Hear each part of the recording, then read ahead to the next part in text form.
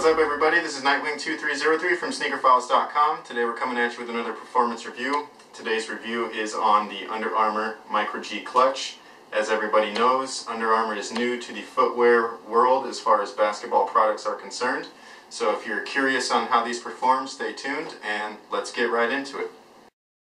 So we'll get on to the bottom of the shoe here, and the traction on these was quite surprising.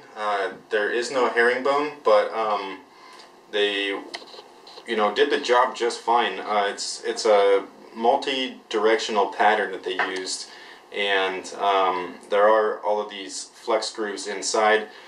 I didn't really notice, these making too big of a difference, the flex grooves here, but they are right in place where you'd need them, so that might be why I didn't notice them, possibly because they were actually working. So that was a nice touch. The only thing that I would have probably liked to have seen is for the traction here, where there are the borders around the lines. I would have liked there to have been no border at all, so it would have just been a raised line traction pattern. So as you can see here, the lines go this way, so when you are running or starting and stopping, pushing off, curling around a screen, it covers you right in that section, which is great. And then in this section here, it is a diagonal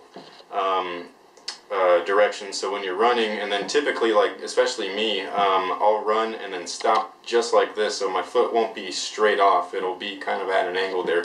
So it really covered a lot of ground in such a small area of space there, which was great. The only time that I ever had slipping issues was when I was doing a jab step real quick. If I had just caught the ball and then you swoop down and do a quick jab step to try to fake out the defender real quick, that was the only time when I had a little bit of slipping issues, where if I jabbed too quickly, the shoe wouldn't keep up with my movement, and so I'd get a little bit of slip right there. But other than that, it was perfectly fine, and I think the reason for that slip was because the direction of the traction here is great for side-to-side movements, but it is right in line with a front-to-back movement. So when I'm jab stepping, I'm going in the same direction as the traction, therefore I would slip just a little bit. If I would have jab stepped off of the outside of my foot, it probably wouldn't have happened.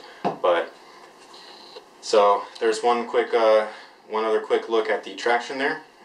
Again, it's not herringbone, but it worked almost as good. It was really nice traction, and I actually really liked it. So Under Armour did a really great job on these. So Under Armour utilizes a cushioning system that they like to call Micro G, which is pretty much in the title of all of their sneaker models. So these are the Micro G clutch, and it actually says the name of the shoe right there at the top of the tongue there. So their cushioning is a foam-based cushion. There's no gimmicks in here. There's no, fancy stuff. It's just straight up foam. The way that they say is that if you see the Micro G dots on the midsole, then there is Micro G foam used for the cushioning system. So that's their look there. Similar to like Nike has their visible air, so as soon as you see air, you know that there's typically a Nike shoe. So the foam cushion is very minimal. It's very low to the ground, and I have to say I really liked it. I'm a huge fan of Zoom Air, as most of you already know, and I'm really hard on other cushioning systems and setups, and this was just, it was perfect. I have no complaints. It absorbed tons of impact. I don't know if you're going to be able to see, but there are creases all along where you can see where it was absorbing a lot of my heel strike movements, and then even in the forefoot, there's tons of creasing on the foam portions. One of the greatest things about this foam is that it did not bottom out at all. It stayed firm. It stayed low to the ground. I've heard from other sources that Micro G has this bouncy type feeling when you're inside of the shoe. Some people say that's a little too soft or too bouncy.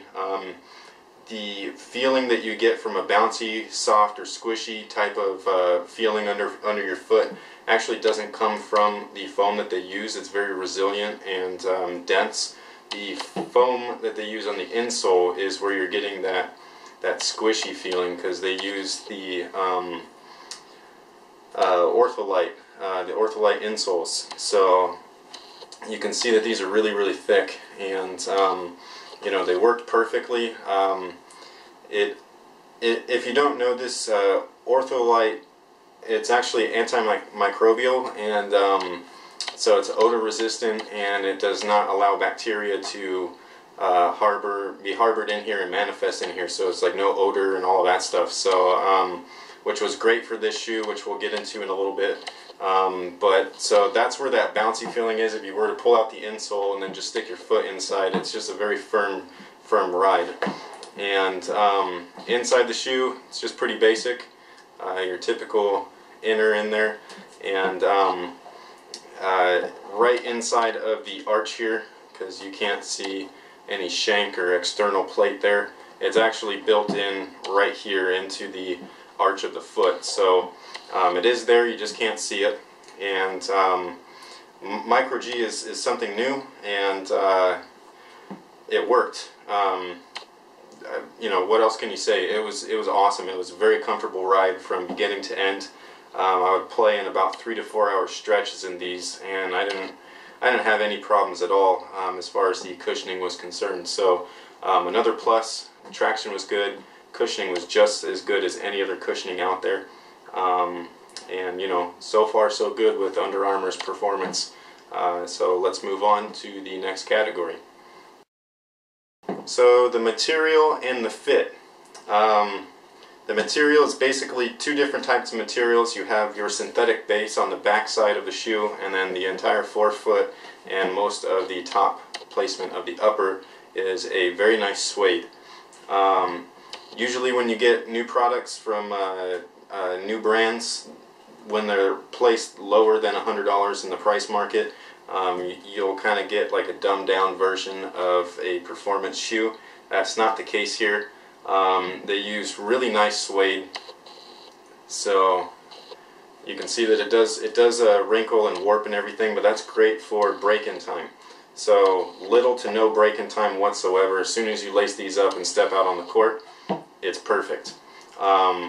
The back of the shoe is a synthetic material. Kind of looks like a fly wire, but it's actually just a real thin plastic.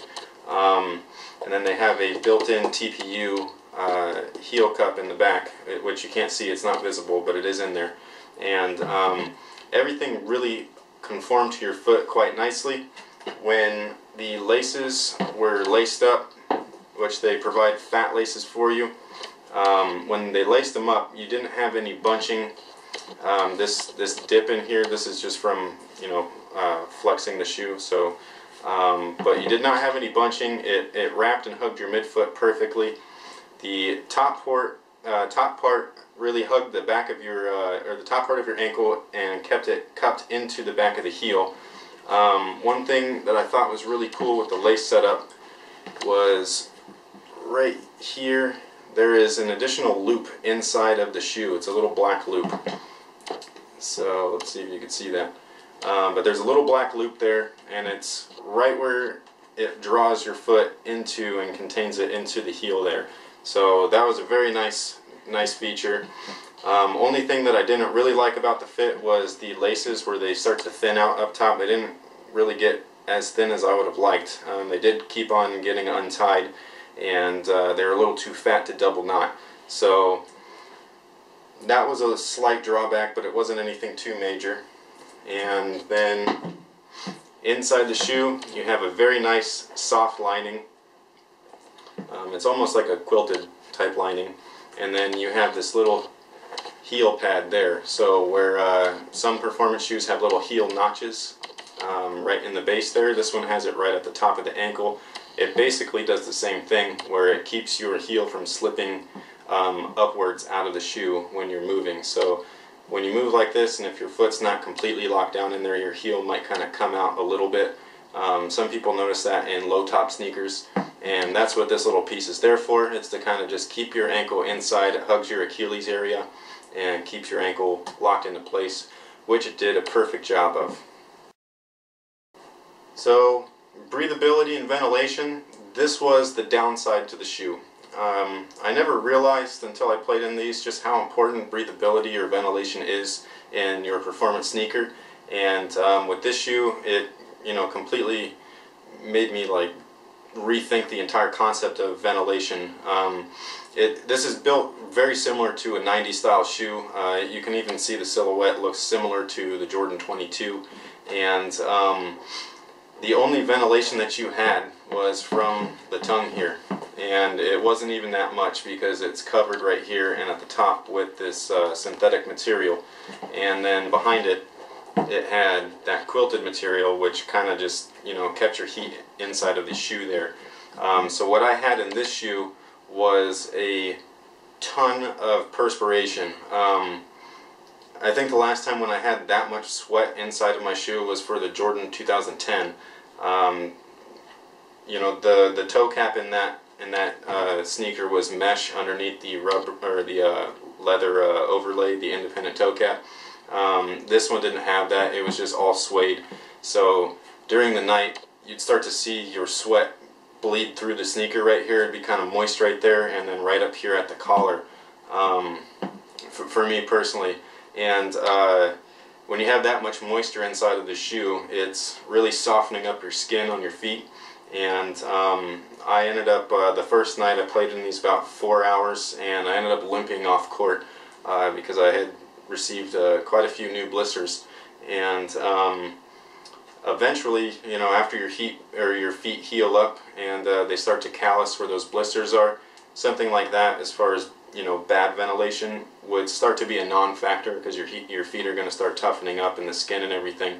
But there are better options in the Under Armour line. They just released the Under Armour Micro G Supersonic, and that one has moisture wicking material inside. There's tons of ventilation around the upper of the shoe and the tongue. So don't count Under Armour out just for that bad breathability in this particular shoe. That's just something to look out for with this model. But there are other models that have actually fixed that issue, such as their most recent. So everything from the ground up other than the ventilation was absolutely awesome. So if you're looking for a new basketball shoe under the $100 price point and you want to try something other than a top brand, Under Armour is highly recommended in my opinion.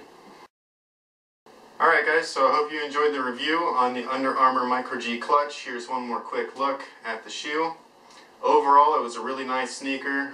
Performance-wise, the money spent on them, they all come well under the $100 price mark, so especially for a new brand, that's nice. And in my opinion, these are competitors with the top brands like Nike and so on. So hopefully you enjoyed the review. Stay tuned because we have more stuff coming. Our next performance review is on the Hyperdunk 2011, which we are currently testing now, and then coming up right after that will be on the Jordan 2011 Q Flight. So we got plenty of things coming up for you. Make sure to like, comment, and subscribe, as well as check out SneakerFiles.com. You can also check out my personal site, Nightwing2303.com. So if you want updates on performance sneakers, first impressions, and little teasers as far as like what I am experiencing throughout the performance testing, go to my site and you can check all that stuff out. So yeah, that's pretty much it, and thank you guys for watching. Thanks for all your support, and until next time, have a good one.